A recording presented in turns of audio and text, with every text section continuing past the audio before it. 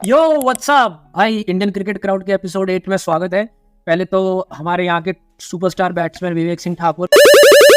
भाई तू लेट क्यों हो गया, पहले तो मुझे ये बता, किसका फोन आया था?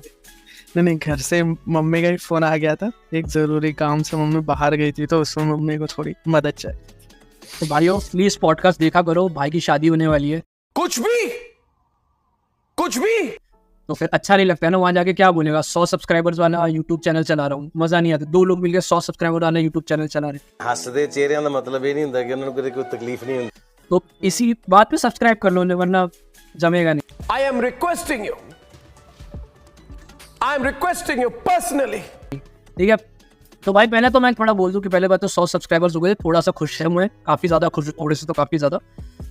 बट लास्ट वीडियो में थोड़ा ऑडियो और वीडियो का मेरे से पकअप हो गया था, तो कोशिश करेंगे इस बार ना हो। मैंने जब अपलोड कर दिया उसके 2-3 घंटे बाद मेरे को मालूम पड़ा कि भाई आगे चल के तो थोड़ा लफड़ा गया।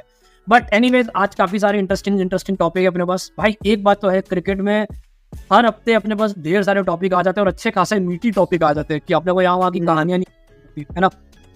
तो पहले कुछ टॉपिक बता देता हूँ और नीचे सारे टाइम स्टैम्प्स दिए होंगे, तो भाई तुम लोग बोर हो जाते हो मेरी और इसकी शक्ल देख देख के, तो देख लिया करो। तो पता है आज रेडिट में मैंने एक बहुत तगड़ा कमेंट पढ़ा। वो पढ़ा था कि भाई ये लेफ्ट वाला बंदा है नहीं, मैं बोले यार बार एक ही टी शर्ट क्यों पहनता है। और फिर मैं अपनी जाके सारी वीडियोस देख रहा हूँ, फिर यार ऐसा चल रहा है क्या। बट ठीक है, तो मेरे टॉपिक्स आज बहुत सारे भाई। आज गौतम गंभीर कोच बनने वाला है, ऐसी बातें चल रही है। स्टीफन फ्लेमिंग कोच बनने वाला है। आज हम लोग बेसिकली इमर्जिंग प्लेयर्स के बारे में बात करेंगे और एक ऐसी टीम के बारे में बात करेंगे, पंजाब किंग्स 11, जिसके बारे में कोई बात नहीं करता। मुझे लग रहा है ये वाला जो सेक्शन होगा ना, सेगमेंट से कोई यूज नहीं आने वाले, मैं डेड श्योर हूँ कि लोग स्किप करने वाले। फिर आगे क्रिक गॉसिप पे बहुत सारी बातें। विराट कोहली स्ट्राइक रेट बढ़िया कर रहा है। Irfan Pathan, okay we need to talk, ठीक है। So there is lot of stuff. तो अपने सीधा स्टार्ट करते हैं। Should Gautam Gambhir be the coach of India. तो अभी सिचुएशन ऐसी है कि हर साल की तरह जब ऐसा हुआ है, तो इंडिया वालों ने फिर से अपनी है ना, क्या कहते हैं, राजीव गांधी योजना निकाली है कि हमको कोच चाहिए इंडिया के लिए। तो उसमें सुनने में आ रहा है कि शायद गौतम गंभीर भी कोच बनेगा। तेरा इस पे क्या कहना है? पहले तो जस्ट मेरे को इस पे बात कर, फिर अपने इस पे करते हैं। तो बेसिकली सिचुएशन ऐसी कि हर बार अपने कोशिश की जाए कि एक इंडियन कोच ही रखें। तो सुनने में आ रहा है शायद गौतम गंभीर कोच बनेगा। जैसा कि हम पहले भी हमेशा कहते आए हैं कि कोट एंड कोट ये एक रिपोर्ट है, ठीक है, कि पता नहीं ये रिपोर्ट में कितनी सच्चाई है, क्या है। लेकिन अगर मतलब मुझे ये लग रहा है कि अगर गौतम गंभीर को अप्रोच किया गया है, तो ऐसा तो है नहीं कि गौतम गंभीर ऐसा कुछ बोलेगा कि अरे नहीं आई एम वेरी हम्बल, मेरे को नहीं बनना है। गौतम गंभीर ज़रूर पसंद करेगा बनना, लेकिन कहीं ना कहीं मुझे ये लगता है कि जो कंटेंडर्स हैं जिनका नाम पहले आ रहा था, स्टीफन फ्लेमिंग और रिकी पॉन्टिंग, मैं समझता हूँ कि वो इस जॉब के लिए ज़्यादा सूटेड है, क्योंकि बहुत ज़्यादा वो क्रिकेट कोचिंग की लाइन में है, काफ़ी टाइम से आईपीएल टीम्स को कोच कर रहे हैं, ना कि सिर्फ एक मिनट तू क्या कहना चाहता है? गौतम गंभीर रिकी पॉन्टिंग जितना अच्छा नहीं है? नहीं, रिकी पॉन्टिंग का रिकॉर्ड देखा ऐसा पूछ, दे हैव अचीव्ड नथिंग। में एकदम गौतम गंभीर की शक्ल में आता हूँ, they have achieved nothing, absolutely nothing. हाँ वो तो है, लेकिन you also as a coach have achieved nothing because you have never been a coach. Bro कि सच जो देखो पता है, तू सोच इतना गजब तूने आज बात किया ना, तू दिल्ली से और तू कोलकाता से, पूरा कैंसिल होने वाला है। तू मतलब राइट विंग लेफ्ट विंग आज सब मिलके तेरे को कैंसिल करने वाले हैं, ठीक है भाई। कैंसिल ही ठीक है, थोड़े लोग देख लेंगे इसी बहाने। बट देख यार भाई जर्सी पहनी है मैंने भी, ऐसी बात नहीं है। जोक्स असाइड, मैं एकदम डाई हार्ड केकेआर का फैन हुई, तो 2-3 बार ऑलरेडी पॉडकास्ट पे बोल चुका हूँ। और केकेआर के सबसे ग्लोरी डेज गौतम गंभीर के अंडर आए, इसमें कोई डाउट नहीं है।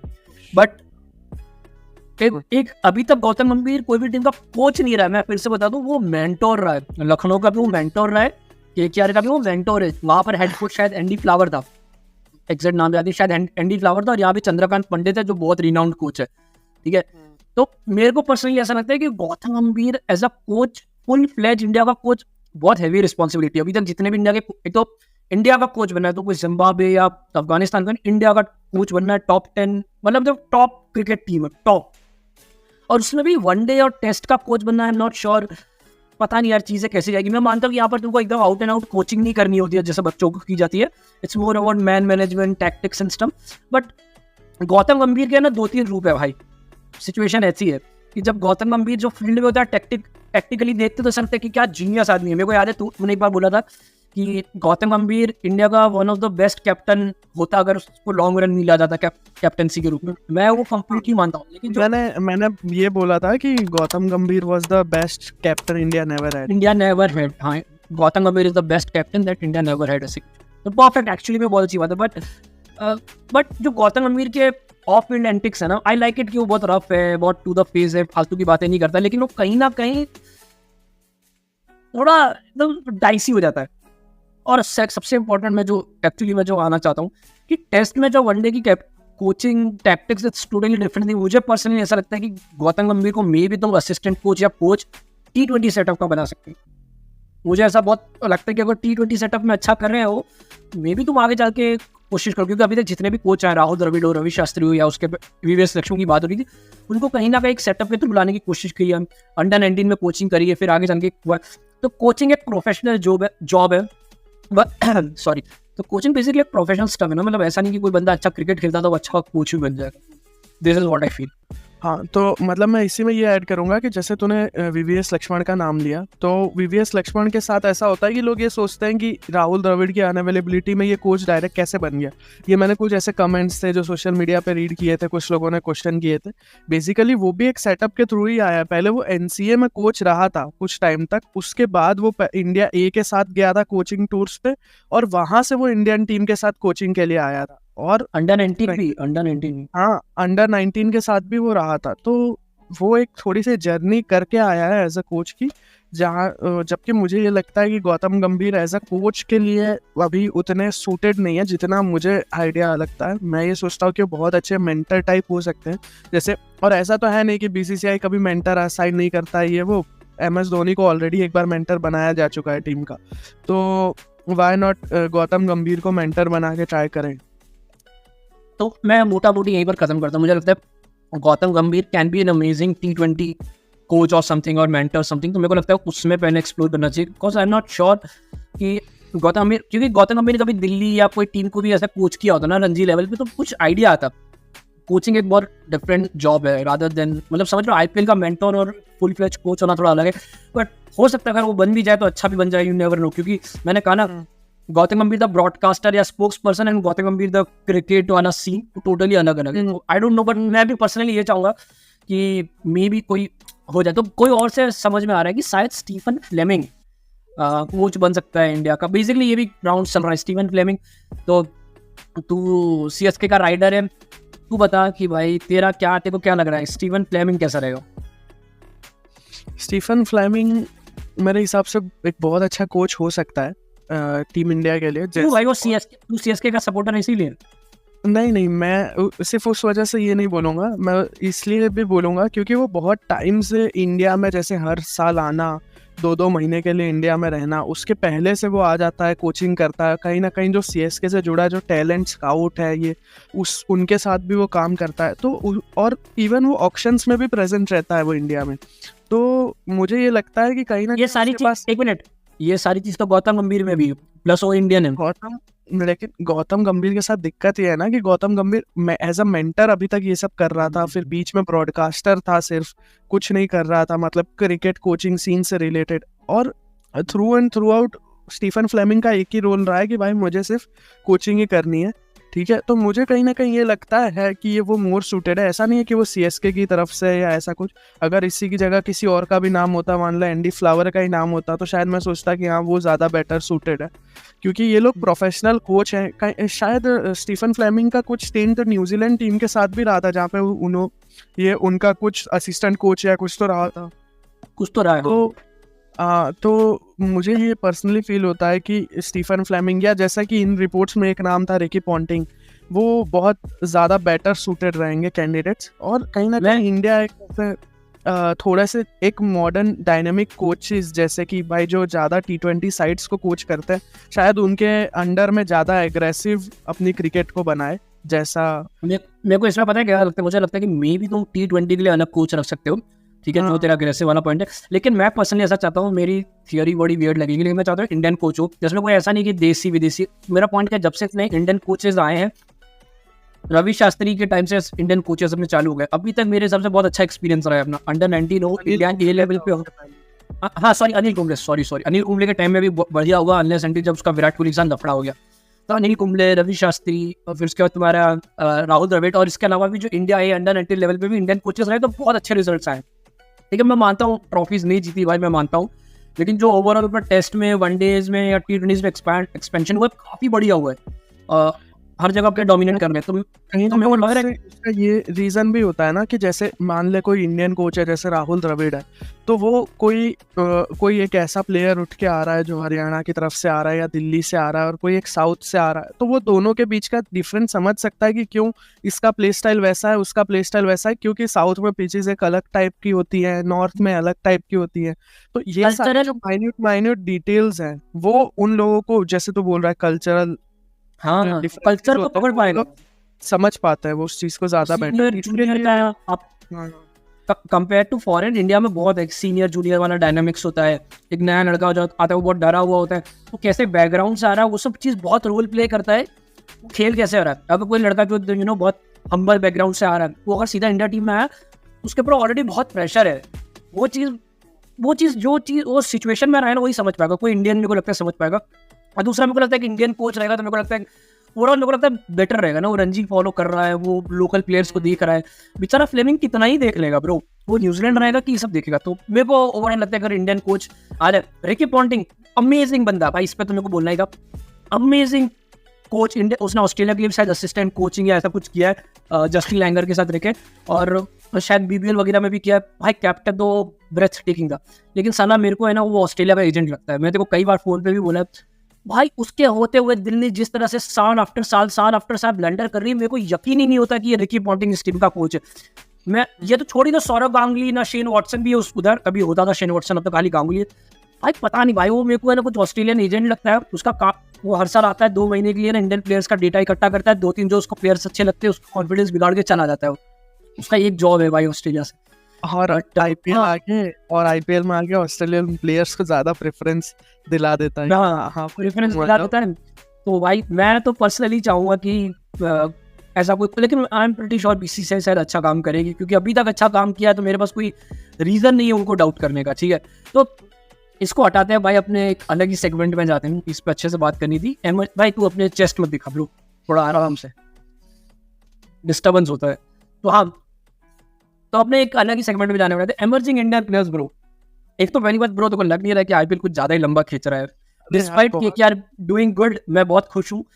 ऐसा भी हो सकता है, मेरे को 3-4 साल से आदत नहीं है ना कि KKR इस पॉइंट तक रेलेवेंट है, तो इसमें भी बट से बहुत लंबा लग रहा है। लंबा IPL देखने की आदत नहीं ना भाई, हमको क्या थोड़ी सी आदत है लास्ट फाइनल तक देखने की, तो हमको मतलब ठीक लग रहा है भाई। लंबा तो है, लेकिन जैसा मैंने तुझे एक मैसेज में बताया था कि एक कॉन्ट्रैक्ट के हिसाब से अब आगे वाले आने वाले IPLs और लंबे वो मैंने पढ़ा है, वो बहुत पहले पढ़ने लगा कि 80-90 मैचेस का बहुत लंबा होने वाला। But anyways, coming back to the point, अपने एमर्जिंग इंडियन प्लेयर्स की बात करने वाले इस बार कैसा। अच्छा तू ये बता कि कंपेयर टू प्रीवियस IPL, क्या ये सीजन में ज्यादा एमर्जिंग प्लेयर्स देखे या तूने इसके पहले ज्यादा? इंडियंस की बात करूंगा मैं, फॉरेन में नहीं जाऊंगा। इंडियन एमर्जिंग प्लेयर्स तेरे को ज्यादा दिखे या पहले ज्यादा दिखे थे?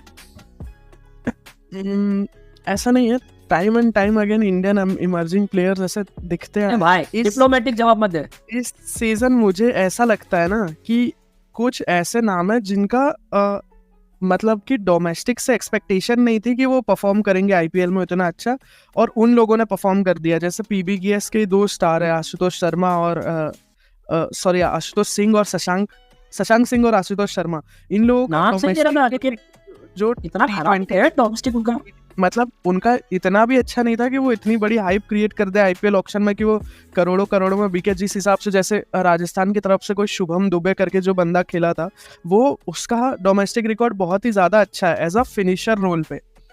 तो जैसे उसका उतना अच्छा सीजन नहीं गया या उतने अच्छे चांसेस नहीं मिले, उतने ज़्यादा चांसेस नहीं मिले। लेकिन और भी जैसे कुछ नाम है, जैसे नीतीश रेड्डी का किसी ने इतना अच्छा एक्सपेक्ट किया था। आ रहे उस पर अपने आएंगे। तो बेसिकली ओवरऑल तेरे को लग रहा है कि मिक्स एंड मैच है? नहीं मिक्स एंड मैच है, लेकिन शायद इस साल कुछ ऐसे नाम ने परफॉर्म कर दिया जिससे इतनी ज़्यादा एक्सपेक्टेशन नहीं थी। जैसे मयंक यादव का भी किसी को आइडिया नहीं था, भले उनने 3 या 4 मैच खेले लेकिन बहुत अच्छा खेला उसमें। एक नाम कहीं ना कहीं मैं थोड़ा सा सोच रहा था जिसका केकेआर डेब्यू करा देता, वो कुछ शाकिब हुसैन करके उनके पास जो पेस बॉलर है उसका।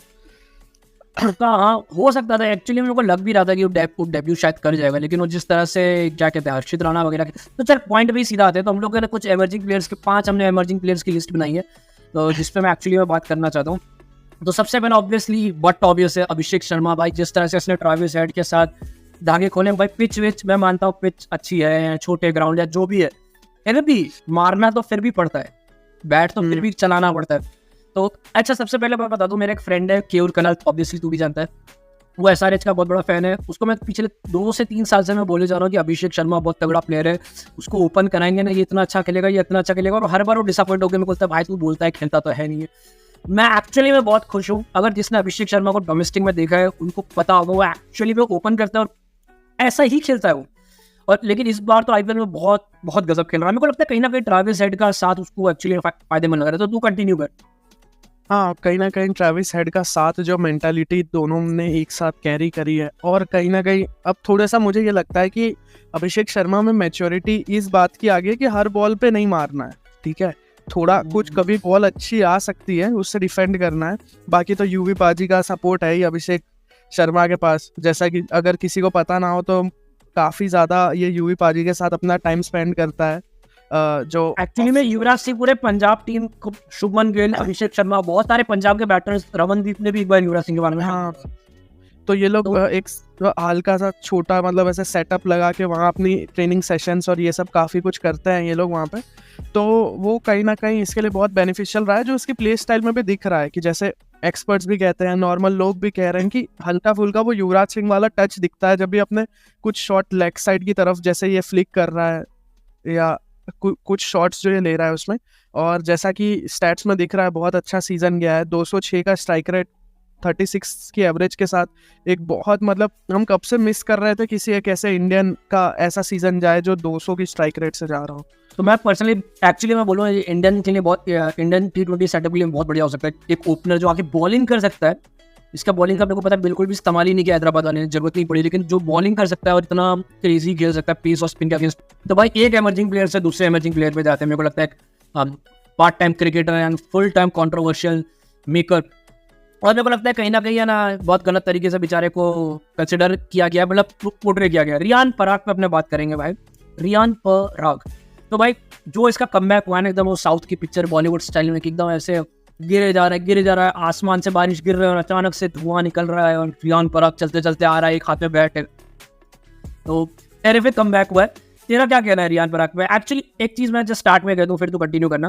मेरे को लगता है अभी तक इतने साल मेरे को लगता है रियान पराग के बहुत बेकार स्टैट्स हैं, लेकिन अगर मैं रियान पराग के डिफेंस में बोलूँ मेरे को लगता है रियान पराग का इस्तेमाल ही राजस्थान बहुत बेकार तरीके से कर रहा था। रियान पराग कभी भी एक कोई निचला फिनिशर नहीं था, मतलब एक अगर तुम्हें आइडिया नहीं है तो रियान पराग ने जब खेलना चालू किया 17-18 साल का शायद था राजस्थान के लिए, एक 16-17-18 साल के बच्चे को तुमने एक फिनिशर बनाया था। तुम उम्मीद कर रहे थे कि नंबर 6, 7, 8 पे आके जसप्रीत बुमराह ने, ट्रेंट बोल्ट ने, पता नहीं सुनील नारायण को आके छक्के मारे, बड़ा वियर्ड एक्सपेक्टेशंस था मेरा ऐसा कहना। मतलब तू ये एक बहुत ही हाईली वाला पोजीशन है ना कि दूसरी टीम में धोनी, रसल, पूरन जैसे प्लेयर हैं, तुम रियान पराग से एक्सपेक्ट कर रहे थे, बट रियान पराग का comeback bro, over to you. मेरे हिसाब से जो तू बोल रहा है वो सही बात है। रियान पराग को बहुत ये लोगों ने एक यंग एज में बहुत हैवी रिस्पॉन्सिबिलिटी दे दी थी, जो रोल में वो फुलफिल नहीं हो पा रहा था, जो फिनिशर वाला रोल था। कहीं ना कहीं राजस्थान को इस चीज़ का रियलाइजेशन इस बार अच्छे से हुआ है। तो इस बार उन लोगों ने जो फिनिशर्स जो रियान पराग से फिनिशिंग के रिस्पॉन्सिबिलिटी ली है और उसे टॉप ऑफ द ऑर्डर थोड़ा सा बैटिंग दी है, उसकी वजह से बहुत अच्छे स्टैट्स दिख रहे हैं रियान पराग के। कहीं मैंने ऐसा रीड किया था कि रियान पराग ने ऑलमोस्ट 50% रन से इस सीजन में बनाए अपने आईपीएल करियर के। तो रियान पराग का जैसा दिख रहा है भाई, 3-4 हाफ सेंचुरीज भी हैं इसमें रियान पराग की, और 152 का स्ट्राइक रेट नंबर 4 पे खेलते हुए ऑलमोस्ट 550 रन, बहुत अच्छे स्टैट्स है, बहुत अच्छे स्टैट्स है। और साथ ही साथ रियान पराग भी एक ऐसा खिलाड़ी है जो बॉलिंग कर सकता है ज़रूरत पड़ने पे, जैसा हमने इमर्जिंग एशिया कप में देखा था कि रियान पराग ज़रूरत पड़ने पे बहुत अच्छी बॉलिंग कर सकता है। तो मुझे बहुत होप्स है personally Riyan Parag as a cricket player से कि भाई वो बहुत अच्छा करे इंडिया के लिए, और वो जितना अच्छा परफॉर्म करेगा उतना अच्छा रहेगा इंडिया के लिए। तो ये जो चीज़ तूने एक्चुअली में बोली, जो उसका बॉलिंग वाला था, वो एक्चुअली में बिल्कुल अगेन राजस्थान से एक्सप्लोर नहीं हुआ। बट भाई ये बहुत इंपॉर्टेंट पॉइंट है, अगर तुम उसका डोमेस्टिक जाके देखो, ये प्रॉपर ऑलराउंडर है। ऐसा नहीं कि बैटर हूँ बहुत, प्रॉपर मतलब रणजी में तो 20-20 ओवर डालता है, तो इट इज़ वेरी गुड। और प्लस इसको ना एक आदत है, आसाम की टीम को ना खींचने की आदत है, लिटरली अपने कंधों पे खींचता है। अगर आसाम अच्छा कर रही तो रियान पराग अच्छा कर रहा है, ये एक फैक्ट है। तो मेरे को लगता है कहीं ना कहीं उस टाइप का सिचुएशन बहुत खेलना है ना, रियान पराग के लिए बहुत अच्छा है। और इस सीजन उसने अच्छा किया, आई एम रियली हैप्पी, क्योंकि ये हर साल डोमेस्टिक में अच्छा करता था। बट मेरे को लगता है कहीं ना कहीं एक एटीट्यूड का भी चेंज आया है इसके, थोड़ा हम्बल हुआ है, थोड़ा बड़ा हो गया ना, उसको समझ आने लगा है। तो आई एम रियली हैप्पी कि रियान पराग, क्योंकि ये लगता है आगे चल के कहीं ना श्रेयस अय्यर को भी चैलेंज कर सकता है ओडीआई सेटअप में, you never know. But just एक लॉन्ग थॉट है, बट काफी काम आ सकता है। बट और प्लेयर जो कहीं ना, अभी मैं रियान पराग पर मैं ये ऐड करना चाहूँगा कि अभी जैसे मैंने रियान पराग के कुछ वीडियोस से गो थ्रू हो रहा था ना, तो उसमें मैंने देखा था कि अपने फिटनेस पे भी काफ़ी ज़्यादा इम्प्रूवमेंट इसने लाया है, और साथ ही साथ जो भी ये फूड कंज्यूम करता है उस पर भी काफ़ी ज़्यादा ये ध्यान दे रहा था, ऐसा खुद ही इसने बताया था। तो बहुत अच्छी बात है कि कोई मतलब इस एज में से ही अपनी फिटनेस पे इतना ध्यान दे रहा है, तो बहुत अच्छा लगा वो चीज़ को देख के मुझे। पृथ्वी भाई आप सुन रहे हो? उसे पता है कि भाई वो लॉन्ग रन के लिए अपने आप को अपने बॉडी को प्रिपेयर कर रहा हूँ। तू भाई पृथ्वी शॉ पे जाए भी ले रहे क्या? नहीं भाई, मैंने नहीं कहा, तूने कहा। ठीक, कोई बात नहीं। वहाँ आजम खान पाकिस्तान के लिए वर्ल्ड कप खेलने वाला है, तूने क्या किया है ब्रो? क्या करता है तू? कुछ नहीं करता है। बट भाई from one emerging player to another, भाई इसने ऑलरेडी इंडिया के लिए डेब्यू कर दिया है, और इंडिया के लिए शायद सेंचुरी मारी, यार सेंचुरी मारते मारते रह गया, I am not sure. One day में उसने अफ्रीका में, मेरे को लगता है, मैं श्योर नहीं उसने मारी या नहीं मारी, मैं श्योर नहीं होगी। तो साई सुदर्शन ब्रो खाली इमर्जिंग प्लेयर इस सीजन का नहीं, वो कंटिन्यू गुजरात के लिए अच्छा किया उसने। पिछले साल ही शायद इसका पहला सीजन था, उस साल भी बढ़िया किया, और इस साल तो गुजरात में अगर कुछ अच्छा हुआ है ना तो साई सुदर्शन है। अरे और साई सुदर्शन के साथ एक चीज़ ये भी है कि साई सुदर्शन काउंटी खेलने जब गया था, काउंटी में भी बहुत अच्छा परफॉर्म किया था इसने। वहाँ ये सिर्फ शायद 4 मैचेस के लिए सिलेक्ट हुआ था। मतलब मैंने पहली बार देखा कि कोई इतना यंग इंडियन टैलेंट काउंटी के लिए मतलब अप्रोच किया जा रहा है और वो काउंटी खेलने जा रहा है। वो कहीं ना कहीं मुझे साई सुदर्शन में एक बहुत लॉन्ग रन का, एक लंबे फॉर्मेट का प्लेयर दिखाई देता है। 2 T20 में स्ट्राइक रेट बहुत अच्छा है 141 का, पर मैं सोचता हूँ, मैं मतलब जितना मुझे आइडिया लग रहा है साई सुदर्शन बहुत अच्छा कर सकता है लंबे फॉर्मेट में, जैसी उसकी टेक्निक है। और साई सुदर्शन थोड़ा सा मेरे हिसाब से एक ऐसी पर्सनालिटी है ना जो थोड़ा सा अंडररेटेड रह जाता है। वो ऐसा नहीं है कि टैटूज है, कूल है भाई, पंजाबी गाने बज रहे हैं पीछे वीडियोस में, ऐसा नहीं है। वो इन माइंड्स हिज ओन बिजनेस, वो अपना काम करेगा, चला जाएगा। तो ये तो है। तो मेरे को भी पर्सनली ये लगता है, शायद मेरा कैमरा लैग ना आ रहा होगा, तो मेरे को तो पर्सनली ये लगता है कि साई सुदर्शन एक्चुअली में टेस्ट और वनडेज का मेरे को लगता है बहुत बड़ा प्लेयर बन सकता है। अगेन मैं जिंक्स नहीं करना चाहूँगा, but I hope Sai Sudarshan अच्छा करे। वो एक्चुअली में अपने डोमेस्टिक लिए भी बढ़िया करता है। उसने जो लिमिटेड चांसेस को अफ्रीका में मिले थे, अफ्रीका कोई आसान जगह नहीं है, उसने अफ्रीका में बहुत, और ऐसा नहीं था कि अफ्रीका की टीम ने एकदम कचरा टीम खेलाई थी, बहुत अच्छी टीम थी उनकी भी। वहाँ पर उसने एज एन ओपनर बहुत बढ़िया किया। मतलब मैं तो यही चाहूँगा कि आगे चल के अच्छा करे। बट जो तूने पंजाबी गानों की बात करी और जो तूने बात करी कि दिखावे और शोशेबाजी, मेरे को थोड़ा बुरा लगा कि तू हर्षित राणा के ऊपर बात कर रहा था, ठीक है। तो अगर मैं बात करूँ अनदर केकेआर फैन, मुझे लगता है हर्षित राणा बेस्ट रहा है, ठीक है। लेकिन हाँ, कमिंग टू द पॉइंट, मेरे को लगता है हर्षित राणा ने बहुत अमेजिंग किया। तो मेरे को पर्सनली ऐसा लगता है कि हर्षित राणा लास्ट ईयर भी बढ़िया किया था केकेआर के लिए, लेकिन केकेआर का हालत ही लास्ट ईयर ऐसा था कि वो दिखा नहीं। तो मेरे को लगता है उसको लास्ट ईयर उसका शायद डेब्यू सीजन था, उसमें उसने बढ़िया किया था। इस साल तो 9 मैच में 16 विकेट्स हैं और हर जगह जाके बॉलिंग कर रहा है। श्रेयस अय्यर ने तो लिटरली लास्ट मैच कुछ मैचेस में उसको विचेट स्टार्ट के आगे बॉल पकड़ा दिया है। तो क्या लगता है, मतलब अगर मैं अपनी पर्सनल बात, एक मिनट एक और चीज़, अगेन भाई गजब बात है, अपने शायद तीसरा इमर्जिंग प्लेयर हो गया जिसके बात कर रहे हैं, और नहीं चौथा प्लेयर हो गया भाई। चारों के 4 प्लेयर में नहीं, खाली साई सुदर्शन को छोड़ के सब में वो टैलेंट है 2 बार। अगर लोगों को पता नहीं, हर्षित राणा ने फर्स्ट क्लास में एक्चुअली में सेंचुरी मारी हुई है और वो मोर देन इनफ बैटिंग कर सकता है। तो एक ये चीज़ ऐड करना था। आप तो कंटिन्यू कर। हर्षित राणा के साथ जो मेरे को जो चीज़ सबसे ज़्यादा पसंद आती है वो ये है कि हर्षित राणा पावर प्ले में बॉलिंग डाले या मिडिल ओवर्स में डाले या डेथ में डाले, वो उतने ही कॉन्फिडेंस से बॉलिंग डालता हुआ नजर आता। कहीं ना कहीं वो होता ना कि वो इंसान को बहुत आइडिया लग चुका है कि भाई मैं एज अ प्लेयर कैसा हूँ, ठीक है, मेरे पास क्या स्किल सेट है। लाइक वो अपने आप को बहुत अच्छे से पहचानता है कि मैं क्या चीज़ें एग्जीक्यूट कर सकता हूँ, क्या नहीं कर सकता। ठीक है। तो उसके हिसाब से उसने जो अभी तक परफॉर्मेंस दिया है वो ऐसा है कि भाई आपको उससे इस लिस्ट में रखना ही पड़ता। मतलब ऐसा नहीं है कि आप उस पर यू कैन नॉट इग्नोर हर्षित राणा जैसी पर्सनैलिटी वो कैरी करता, ठीक है। साथ ही साथ बीसीसीआई पे जाइब्स ले लेना हल्की फुल्की केकेआर के वीडियो में, मतलब बहुत भाई एकदम ऐसे हिम्मत होनी चाहिए सब करने के लिए। तो मैं एक्चुअली में काफ़ी खुश हूँ, मैं एक्चुअली में हर्षित राणा जैसे बंदे से काफ़ी खुश हूँ। और ये जो तूने बात किया ना पर्सनैलिटी, मुझे एक्चुअली वो चाहिए क्योंकि तुमको पता है अगर तुम जहाँ तुमने 2 मैच खराब किया लोग काट खाएंगे। तुम जो एटीट्यूड तुम कैरी कर रहे हो ना, अगर तुमने 2 मैच खराब किया तुम्हें काट खाएंगे। तो ओवरऑल में हाँ, और हर्षित राणा के साथ साथ मुझे ये चीज़ ये लगती है ना कि जैसा तूने बोला कि केकेआर के लिए बहुत अच्छा परफॉर्म किया, 1-2 मैच अगर अच्छा नहीं परफॉर्म करेगा तो लोग खा जाए। हर्षित राणा की प्लेस बहुत ज़्यादा मतलब ऐसा है कि कंटेंडर्स है उनके पास उस एक स्पॉट के लिए। वैभव अरोड़ा ऑलरेडी बहुत अच्छा कर रहे हैं, ठीक है। वो लड़के का शाकिब हुसैन का नाम हमने लिया था, वो ऑलरेडी इन लाइन है कि भाई ये बहुत बड़ा प्रोस्पेक्ट हो सकता है, ठीक है। चेतन साकरिया ऑलरेडी इंडिया के लिए खेल चुका है। हाँ, चेतन साकरिया जो ऑलरेडी इंडिया के लिए खेल चुका है, लेकिन हर्षित राणा स्टैंड आउट कर गया इस सीजन, ठीक है। अब हर्षित राणा का नाम एटलीस्ट आने वाले कुछ टाइम तक बहुत रिलेवेंट रहेगा उसके परफॉर्मेंसेस के बेसिस पे। लेकिन जैसा मैंने बोला कि जैसी पर्सनालिटी वो कैरी करता है, you can not ignore it. मैं तो डेफिनेटली बोलूँगा, मेरे को अच्छा लगा कि हर्षित राणा हर स्पेस में बॉलिंग करता है और वो डरता नहीं भाई, बाउंसर डालेगा या आगे डालेगा, स्लोअर में डालेगा। तो I find him really good. I really hope कि वो कंटिन्यू करे और आगे चल के एक्चुअली में इंडिया जैसे सेटअप में अच्छा करे। बट वन टू अनदर मेरे को लगता है one of the rarest कॉमेडिटी, last but not the least, Nitish Reddy bro. क्या कहना है तेरा नीतीश रेड्डी में? Floor is your. एक minute, okay floor is yours. मैंने तो भाई जितना नीतीश रेड्डी को इस सीजन देखा है, मैं बहुत ज़्यादा इम्प्रेस्ड हूँ। मुझे Nitish Reddy as a player बहुत कंप्लीट लगा। सो बेसिकली अगर जिसको आइडिया ना हो, Nitish Reddy is a batsman who can bowl, ठीक है।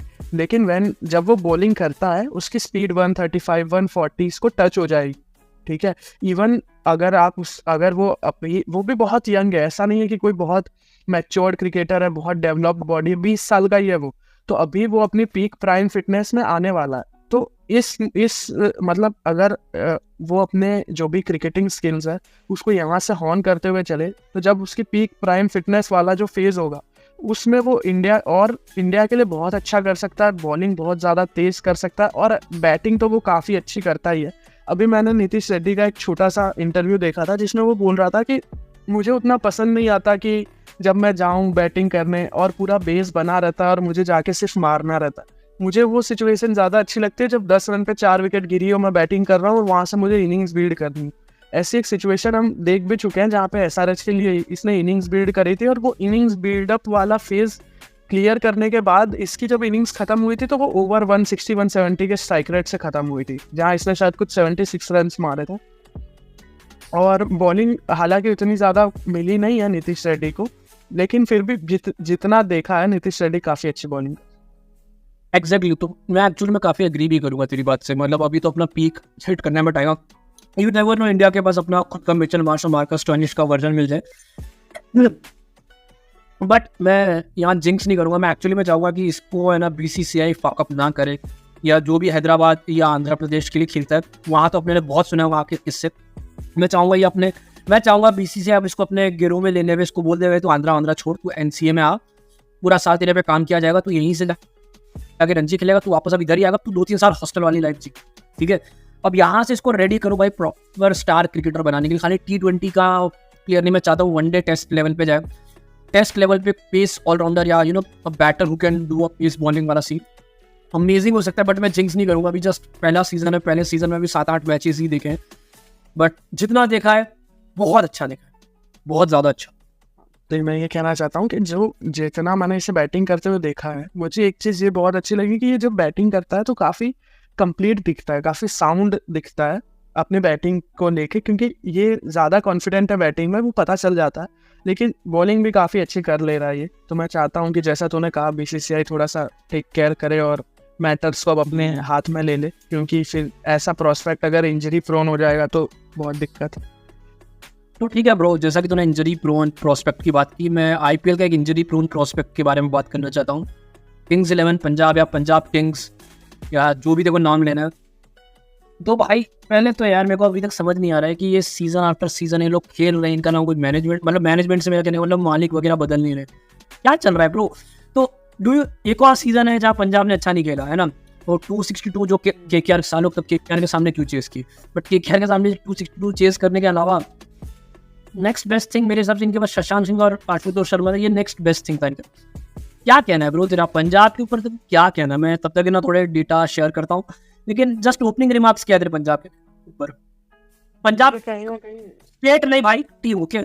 हाँ, मुझे कहीं ना कहीं पंजाब किंग्स की ये जो IPL टीम है ये थोड़ी सी मतलब एकदम वैसी लगती कि वो हार जीत सब ऐसा लग रहा है उनको फर्क ही नहीं पड़ रहा है, वो इतना ज़्यादा केयर ही नहीं कर रहा है, हल्का सा डिप्रेसिंग सा माहौल बना जा रहा है, ठीक है, पंजाब किंग्स को लेकर।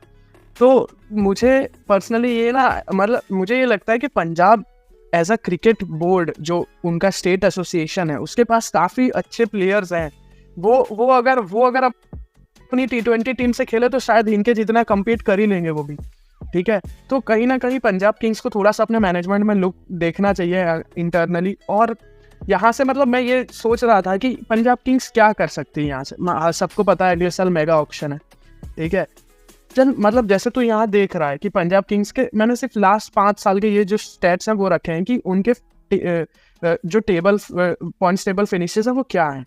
तो दिख रहा होगा 2023 में 8th है, ठीक है, 2022 से लेके 2019 तक 6th है, और करंटली 9th पे स्टैंड कर रही है।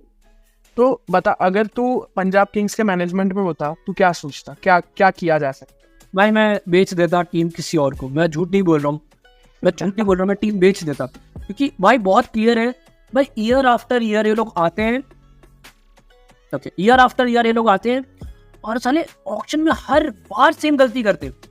तूने बोला कि पंजाब की जो स्टेट एसोसिएशन है वो इनसे कम भाई इनसे बेटर खेल लेगी इस बार की ना, क्या कहते हैं, सैयद मुश्ताक उन्होंने ही जीता है, इनसे तो बेटर ही खेल लेगी। और दूसरा, ये लोग ने शायद इतने साल के इतिहास में शायद 2 बार ये लोग ने प्लेऑफ्स के लिए क्वालिफाई किया, सिर्फ 2 बार लोग। हाँ, तो मैं वही कह रहा था, लखनऊ गुजरात ने है ना, भाई मेरे को समझ ही नहीं आ रहा है ना ब्रो, हर बार आते हैं ये लोग, हर बार सेम गलती करते हैं, इनके पास कभी स्पिनर नहीं होते, कभी पेसर नहीं होते, कभी बैटर्स नहीं होते, इम्पैक्ट प्लेयर रूल होने के बावजूद इनके मतलब सोच, इनके है ना सबसे बेस्ट ये लोग का एक मैं स्टैट देख रहा था जो तूने ही बनाया था, ये सबसे बेस्ट ये इस साल का स्टैट है। इस साल 200 रन क्रॉस करने वाले कौन प्लेयर है? शशांक सिंह, प्रभ सिमरन और सैम करन। शशांक सिंह 4-5वें में शायद बैटिंग करता है, उसने आधा तो सीजन खेला भी नहीं है, मतलब बहुत लेट आया था, वैसे 3-4 मैच के बाद आया था। जॉनी बेयरस्टो का 298 है ब्रो, एक तो वो बंदा भाई मैं जॉनी बेयरस्टो को कह रहा हूँ, वो जब से उसने इंडिया की धरती पे कदम रखा है उसका इतना खराब समय जा रहा है ना भाई। उसने पूरा वर्ल्ड कप कुछ नहीं किया, उसने पूरा टेस्ट सीरीज कुछ नहीं किया, पूरा IPL में कुछ नहीं किया, एक सेंचुरी जो उसने साले ने KKR के सामने मारी है, 298 से एक सेंचुरी से जो KKR के सामने मारी, उसके अलावा कुछ नहीं किया। सैम करन ब्रो उनका 3rd हाईएस्ट स्कोरर है, मेरे को समझ नहीं आ रहा है ब्रो क्या चल रहा है, ईयर आफ्टर ईयर ये लोग सेम गलती करते हैं। इस बार पता है सबसे बड़ी प्रॉब्लम क्या हुई है, लोग कुछ भी बोलेंगे, शिखर धवन एक्चुअली में इनके लिए थोड़े रन तो मारता था, वो 350, 400, 450 रन तो मार देता था। इस बार शिखर धवन ने भी आधे ज़्यादा सीजन नहीं खेला। मैं सही बताऊं, रिवैम्प अपने भाई RCB को ऐसी गाली देते रहते हैं, कुछ भी बोल उनका बनता है, लेकिन PBKS के बारे में कोई बात भी नहीं करता।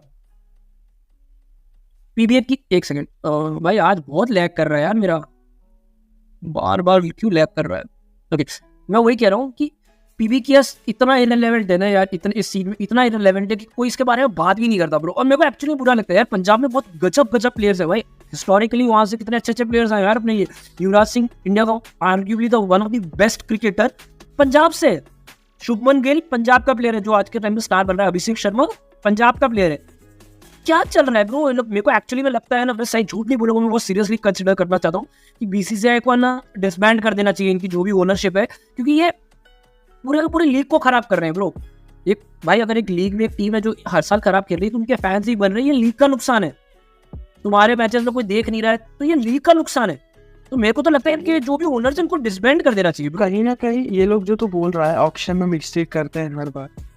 मुझे इस बार के ऑक्शन की मतलब जो इस बार और लास्ट साल का जो भी तू कंबाइंड ले ले, मैं ये कहना चाहता हूँ इनके पास एक सुपरस्टार प्लेयर नहीं है, ठीक है, एक ऐसा मार्की प्लेयर नहीं है जिसको ये लोग मार्केट तक कर सके, है ना। और कहीं ना कहीं मतलब अगर जैसे जो क्वेश्चन मैंने तुझसे पूछा कि तू अगर होता मैनेजमेंट में, तो बोला मैं तो बेच ही देता। मैं पर्सनली इस पर बहुत आज सोचा, मैं ये करता कि भाई अगर मेरे पास 4 रिटेंशंस हैं तो मैं इंडियन कोर को अपने रिटेन करता, जो थोड़ा बहुत अच्छा खेल रहा है, भले मतलब ऑफ कोर्स वो लोग अनकैप्ड है तो उनके लिए जो प्राइस टैग है वो कम रहेगा, लेकिन मैं अर्शदीप सिंह, शशांक सिंह, आशुतोष शर्मा और शायद एक लोकल टच देने के लिए प्रम सिमरन, ये 4 लोगों को रिटेन करता। फिर जो मेरा पर्स बच रहा उससे मैं T20 स्टार्स एक ऐसे मार्की प्लेयर्स को खरीदता और उनके आसपास टीम बिल्ड करता। इनकी टीम एकदम ऐसे हौच पौच है, कहीं से कुछ भी होता है, कोई कभी सैम करन ओपनिंग आ रहा है, कभी नंबर 4 पे आ रहा है, कभी बैटिंग ही नहीं कर रहा सैम करन नीचे आ रहा है, कुछ फिक्स नहीं है, कभी 4 पे कोई और आ रहा है। इस साल 3rd कैप्टन होगा जितेश शर्मा, जैसा आज इन लोगों ने अनाउंस किया, जितेश शर्मा हमारा लास्ट मैच के लिए कैप्टन रहेगा। ये देख रहा कैप्टन्स की लिस्ट, मैं यही चीज़ पे आ रहा था। मैं तेरे को बता रहा हूँ, हर साल ये जो तूने बात किया था मैं ये करता वो करता, ये लोग भी करते हैं भाई, हर साल बंदे खाली करेंगे।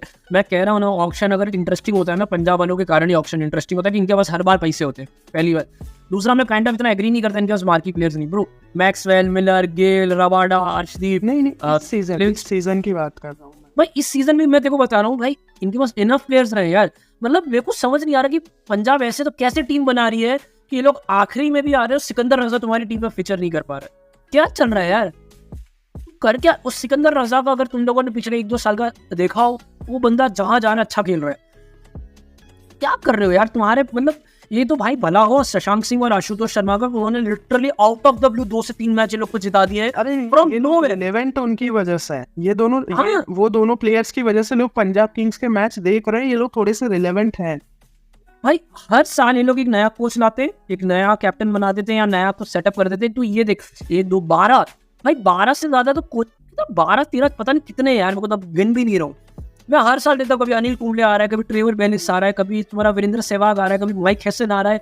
इस साल पता नहीं कौन है, मुझे आइडिया भी नहीं है भाई। इनको एक्चुअली मैं कुछ मतलब भाई तुम मैं एक्चुअली मैं कह रहा हूँ, मैं ओनर होता हूँ मैं इसको छोड़ देता। मेरे पास तो मतलब वो 50 स्टैट दिखा देंगे, जैसे कि ये स्टैट है अपने घर में भाई 42% मैचेस जीते हैं IPL के हिस्ट्री में। क्या कर रहे हो यार, क्या कर रहे हो? मतलब ना तुम अवे अच्छा कर रहे हो, ना तुम होम में अच्छा कर रहे हो। और ये 1-2 मैचेस की बात नहीं है, 16 साल हो गए कुछ। मतलब मैं कभी सोचता हूँ कि ये लोग सीरियसली भी ले रहे हैं क्रिकेट को या क्या चल रहा है। ये लोग पंजाब के जो भी वहाँ की जो स्पिरिट है, ठीक है, उसकी वजह से इनकी अपनी ब्रांडिंग और ये सब जो भी है उससे ये लोग प्रॉफिटेबल है और उसमें ये खुश है, ठीक है। इनको कोई फर्क नहीं पड़ रहा है कि टीम क्या पॉइंट्स टेबल। अरे तुम इतना कंसिस्टेंटली कैसे प्लेऑफ्स मिस कर सकते हो, मेरे को ये नहीं समझ आ रहा यार। भाई ये लोग तो लो ऑफ एवरेजेस को धोखा दे रहे हैं, ये लोग लो ऑफ एवरेजेस को धोखा दे रहे हैं। क्या चल रहा है ब्रो? मतलब देखो पता है, ये एक स्टैट में देख रहा था कि ये कंटिन्यू है ना, देख ये स्टैट है, इसमें most time finishing at last points table, ये भाई शिवास करके बंदा है उसका। DCL 4 बार, PBKS 3 बार, कंसिस्टेंटली ये लोग लास्ट है। DC ने एटलीस्ट रिसेंट टाइम से कुछ तो अच्छा किया है। ये लोग तो भाई हर साल आते हैं, हर साल खराब करते हैं। इनका बॉलिंग का स्टैट देख ले, इस साल सबसे ज्यादा विकेट लेने वाले में Harshal Patel 22, Arshdeep 17, Sam Curran 16, Rabada ने 11 लिया है। लेकिन जो टॉप विकेट टेकर्स है उनकी इकोनॉमी इंसेनली हाई है और अपने ने रन नहीं देखी है। एक चीज जो ये स्टैट बनाते हुए मेरे ध्यान में आई, तो देख चारों पेसर है, मतलब इनके पास एक स्पिनर नहीं है ढंग का जो 10 से ज्यादा विकेट ले पा रहा है। राहुल चहर को इन लोगों ने कुछ 8 करोड़ रुपए में खरीदा, ठीक है, 6 या 8 करोड़। मतलब कोई सेंस ही नहीं बन रहा यार कि ये लोग ऐसे खेल रहे हैं। कम से कम एक अच्छा स्पिनर रखो यार। तुम पंजाब के मयंक मार्कंडे जब पंजाब से खेलता है वो इतना अच्छे से बॉलिंग करता है, तुम अरे कुछ तो ढंग से कर लो। मतलब क्या अच्छा इस टीम में, मुझे वो नहीं पता चलता। कभी कभी तो मुझे नहीं लगता है कि अर्शदीप सिंह भी छोड़ के चला जाएगा। भाई मैं कह रहा हूँ, तू अगर लिस्ट बनाने बैठेगा ना कि कितने प्लेयर्स लोगों ने ये पंजाब के लिए खेला है, लिस्ट मतलब तू देख, जैसे कि ये स्टैट हमने बहुत पहले शेयर किया था RCB के टाइम पे। तो अभी तक सबसे ज्यादा यूज करने वाले प्लेयर्स, मतलब अभी तक सबसे ज्यादा प्लेयर्स जो खेले एक टीम के लिए, पंजाब ने 153 प्लेयर्स यूज लाइफ में। नहीं को लग रहा है ना अभी ये, मतलब ये क्या बोलूं, मेरे पास तो शब्द नहीं है कि क्या बोले इस पे बात कर। हेलो, हाँ आवाज आ रही है।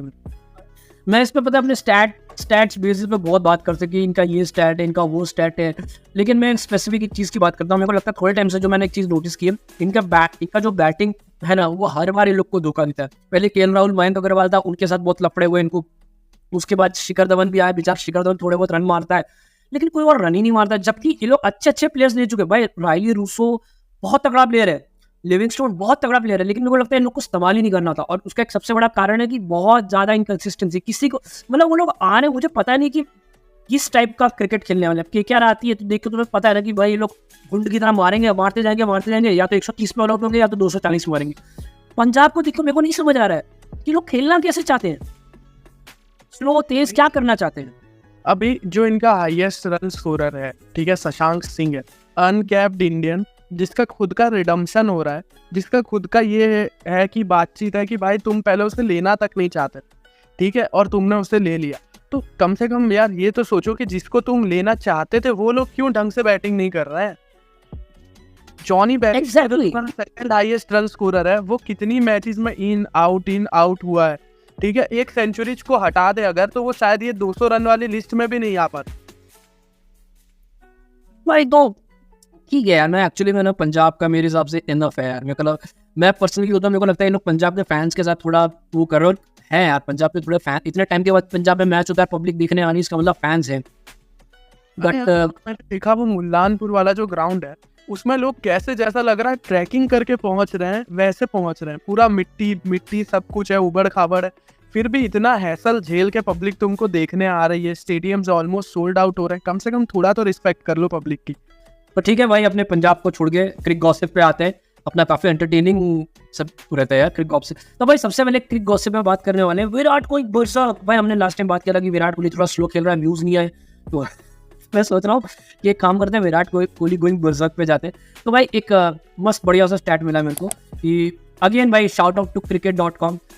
cricket.com अगर गलती से तुम देख रहे हो तो भाई हम लोग तुम्हारे वाला भाग फिर से क्रॉप कर देंगे, तुम्हारा वो नीचे आता है, वो दिखता नहीं है, but shout out to cricket.com। तो भाई सीन ऐसा है कि विराट कोहली ने काफ़ी सिक्सेस मारे, शायद थर्ड या सेकंड या थर्ड हाईएस्ट सिक्सेस में चल रहा है, मैं वो यहाँ लगा दूँ। बट ये एक स्टैट बहुत बढ़िया, देखो दिख रहा है कि मैं जूम करूँ? हाँ दिख रहा है। तो ये एक बहुत बढ़िया स्टैट है विराट कोहली का स्ट्रोक वाइज। क्या लग रहा है ब्रो, अपने शॉर्ट एंड स्वीट करेंगे, आगे बढ़ते जाएंगे। क्या लग रहा है विराट कोहली भाई वर्ल्ड कप आते ही वापस अपने बढ़िया अवतार में, अब तो थोड़ा सुनील गावस्कर को बीफ भी करने लगे? विराट भाई का हमेशा से अच्छा है, विराट भाई हमेशा पीक टाइम पे एकदम जो क्लिक कर जाते हैं, तो इसीलिए विराट भाई इतने बड़े प्लेयर है। और जैसा कि दिख रहा है कि भाई विराट भाई ने स्लॉक स्वीप मारना चालू कर दिया है। और हाँ, कहीं ना कहीं एक स्टैट जो हम प्रेजेंट नहीं कर पाए, मैं वो ऐसे ही बोल देता हूँ कि विराट कोहली ने इस सीजन में जितने सिक्सेस मारे हैं, ठीक है, अभी बस जैसे ही मैंने ये बोला विराट कोहली ने एक सिक्स और मार दिया, जो मैच अभी लाइव चल रही है RCB CSK की, तो इसी के साथ विराट कोहली के कुछ 36 सिक्सेस हो जाते हैं इस सीजन में। और प्रीवियस 3 सीजन को कंबाइन करके विराट कोहली ने 36 सिक्सेस नहीं मारे, 35 या 36 जो भी विराट कोहली का काउंट है। तो ये बहुत इंसेन नंबर है कि विराट कोहली अपने पिछले 3 सीजन के कंबाइन टोटल सिक्सेस काउंट को बीट कर दे रहा है इस सीजन। तो विराट कोहली द एग्रेसर का ये जो सेकंड हाफ में हमको IPL के सेकंड हाफ में जो हमको देखने मिला है, वो पब्लिक को भी बहुत ज़्यादा पसंद आ रहा है, हमको भी बहुत पसंद आ रहा है, क्योंकि हम विराट कोहली के हेटर नहीं है भाई, हम लोग तो बस भाई देखो रील पे 2-3 हज़ार व्यूज चाहिए ना भाई, तो बोल दे सीधा सीधा। नहीं भाई, मैं तो पहले ही बोल चुका हूँ, विराट कोहली का साथ यही सीन है भाई, सफरिंग फ्रॉम सक्सेस वाला कि। बट हाँ, मेरे को ये बात विराट की हमेशा से अच्छी लगती है भाई कि सब कुछ तो ठीक है, लेकिन वो बंदा कंटिन्यू हर साल अपने आप आता है, घसता है और आगे बढ़ता है। बट भाई घसाई से याद आया, एक गचा बंदा है, एक सेकेंड, ओके हाँ, घसाई से याद आया कि अपने बात करेंगे इरफान पठान की। भाई इरफान पठान ने एक परमानेंट जगह बना ली है, दिख रहा है क्या, है ना? ओके, तो इरफान पठान ने एक परमानेंट जगह बना ली है इंडियन क्रिकेट क्राउड के पॉडकास्ट में, ठीक है। तो मैं और इरफान पठान अपने तीनों मिल के कर रहे हैं एक्चुअली में पॉडकास्ट। भाई कोई जाके है ना इसके हाथ से फ़ोन छीन लो, इरफान पठान के हाथ से है ना इसका जो भी ट्विटर है वो अनस्टॉल करवाओ। भाई पता नहीं ताड़ी वाड़ी लगा के कुछ भी बोलते रहते हैं। भाई क्या कहना है तेरा ये स्टेटमेंट में, क्या कहना है? अब यार मैं तो क्या बोलूँ, ये चीज़ प्लीज़ कम, क्या स्टेटमेंट क्या है, either be available for full season और डोंट कम, ठीक है भाई। मतलब ये तो वो बात हो गई ना कि तुम अब क्या ही बोले, प्लेयर्स की इसमें क्या गलती है? जब बोर्ड्स के बीच ये इंटरेक्शन हुआ था कि हाँ हमारे प्लेयर्स शायद फुली अवेलेबल रहेंगे, उस बेसिस पे ऑक्शन में टीमों ने खरीदा था, और अब उस बोर्ड ने वापस बुला लिया, तो प्लेयर्स को मजबूरी में जाना पड़ रहा है, क्योंकि उन्हें तो अपनी नेशनल ड्यूटी निभानी है ना। तो ऐसा तो है नहीं कि प्लेयर्स का जब मन हुआ उठ के चले गए कि अरे यार बस बहुत हो गया, गर्मी ज़्यादा लग रही है, मैं निकल रहा हूँ इंग्लैंड। तो ऐसा तो उनने किया नहीं है। तो कम से कम ठीक है, मैं थोड़ा सा समझ सकता हूँ कि हाँ थोड़ा सा भावुकता वाला इमोशनल स्टेटमेंट हो सकता है ये, कि भाई मतलब क्या पता उनकी कौन सी पसंदीदा टीम का कौन सा प्लेयर छोड़ के चला गया, लेकिन थोड़ा सा अच्छे से बोला जा सकता मैं सही बताऊं भाई, मैं एक्चुअली मैं बता रहा हूँ कि ये ऐसा नहीं होता है कि 2 दिन पहले पता चलता है, ठीक है, कि अचानक से एक दिन संजू सैमसन उठा और जॉस बटलर उसके बाजू में बैठा था, बोला था कि bro you know what, we can't continue, we need to move on. ऐसा नहीं होता है, ठीक है। तो पहली बात तो ऐसा नहीं है। दूसरी बात इरफान भाई, IPL इन दी एंड एक डोमेस्टिक एंटरटेनिंग क्रिकेट टूर्नामेंट है, पीरियड। हमें मज़े कितने भी आते हो, अपने लोग उसको पता नहीं कार्निवल ना सेलिब्रेशन कुछ भी बोल दो, इन दी एंड एक डोमेस्टिक टूर्नामेंट है, कोई उसके लिए ये नहीं करेगा। कल को विराट कोहली BBL खेल रहा होगा, वैसे चांसेस नहीं है, लेकिन मान लो BBL खेल रहा होगा और T20 वर्ल्ड कप आने वाला होगा, तो तुम नहीं चाहोगे कि विराट कोहली वापस आ जाए, तुम भी चाहोगे ना। ये लास्ट ईयर शायद ऐसा हुआ था कि इंडिया ने वर्ल्ड टेस्ट चैंपियनशिप के फाइनल के जस्ट पहले IPL खेला और फिर तुरंत वर्ल्ड टेस्ट चैंपियनशिप खेलने गए, उसका रोहित का स्टेटमेंट आया था, तब तो सब लोगों ने गाली दी थी कि भाई IPL नहीं खेलना चाहिए था, या IPL जल्दी खत्म करना चाहिए था, या जो भी है।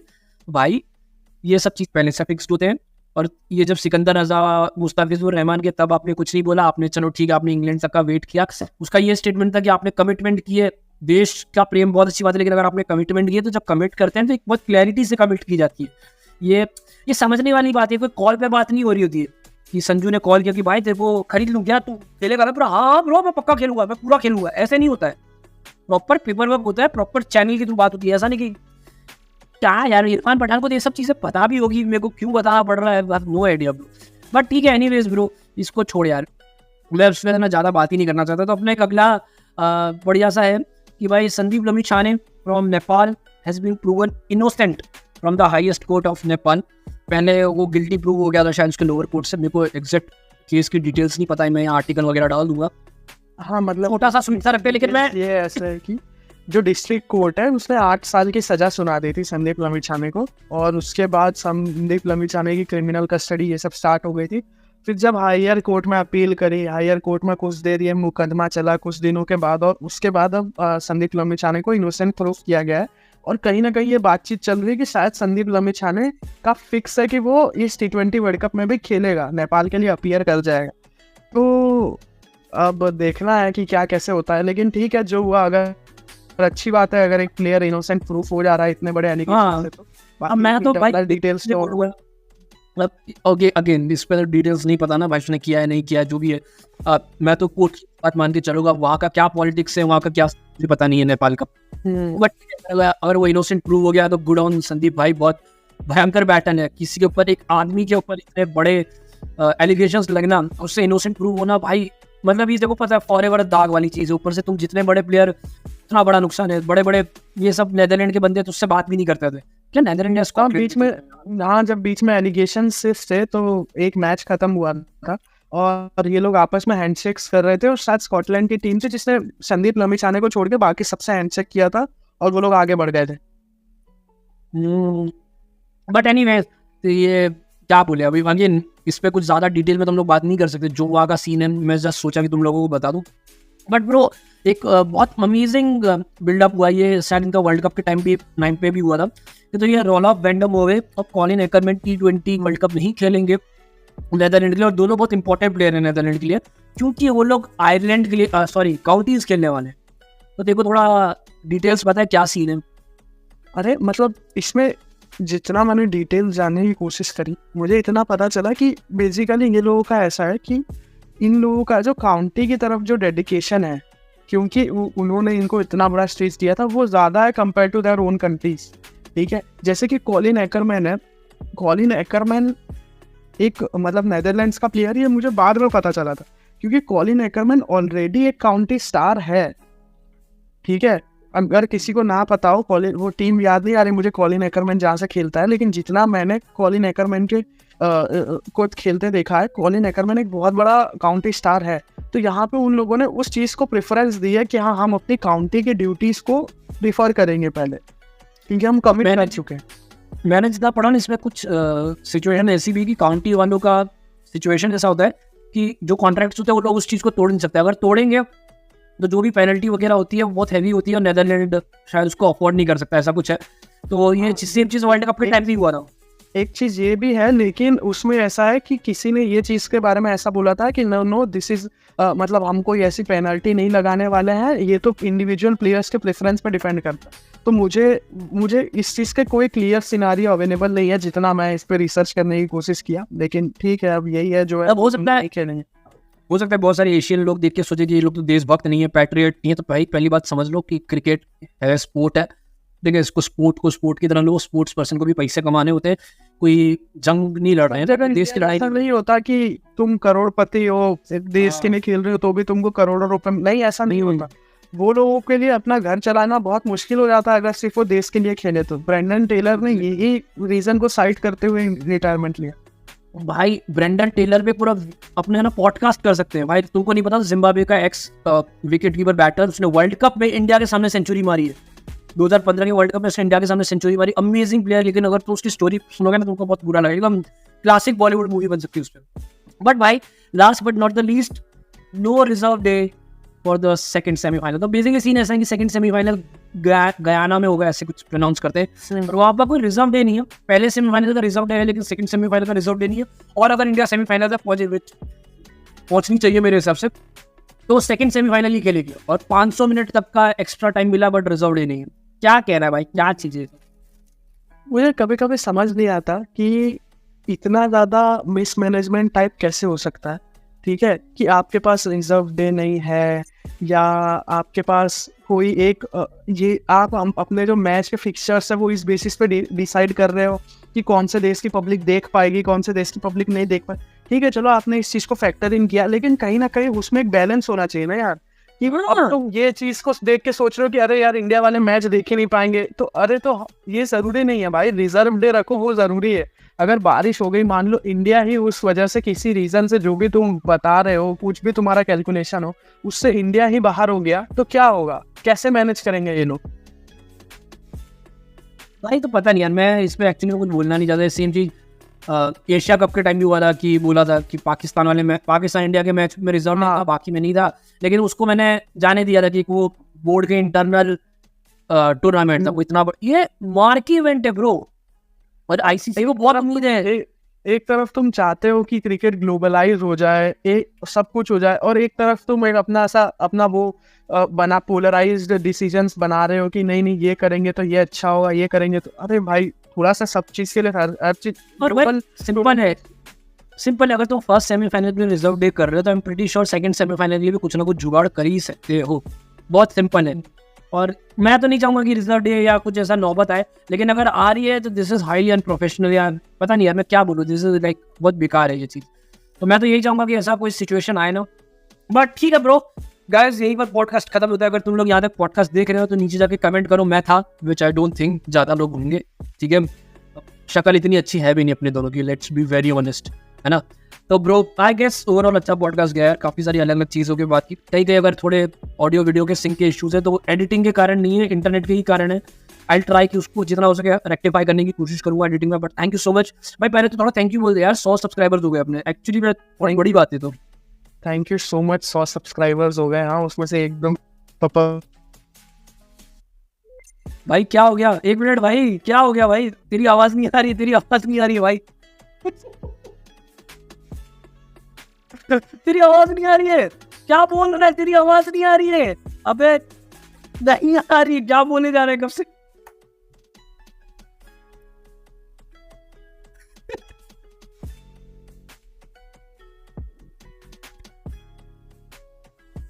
भाई नहीं आ रही है तो एक काम करता हूँ भाई, ये चीज़ को इधर ही खत्म करता हूँ। तेरी आवाज़ ही नहीं आ रही, बिल्कुल आवाज़ नहीं आ रही है। बट एनीवेज भाई, तो वो कुछ तो बोलने की कोशिश कर रहा है। मैं वो ऐसा बोलने की कोशिश कर रहा है कि भाई 100 सब्सक्राइबर्स बहुत कम है। वो जिस तरह से बातें करता है 1000-2000 होना चाहिए, बट मैं बहुत ग्रेशियस हूँ 100 सब्सक्राइबर्स के लिए। तो थैंक यू सो मच। देखो अभी भी दांत दिखा के हंस रहा है, ये बात मैं अनकट ही डालूंगा। But thank you so much guys, मैं पॉडकास्ट को लंबा नहीं करूँगा, 1 घंटे के आसपास का हो गया। Thank you so much, please thank you so much यहाँ तक देखने के लिए। देखता करो और सब्सक्राइब कर लो, ठीक है, बाय।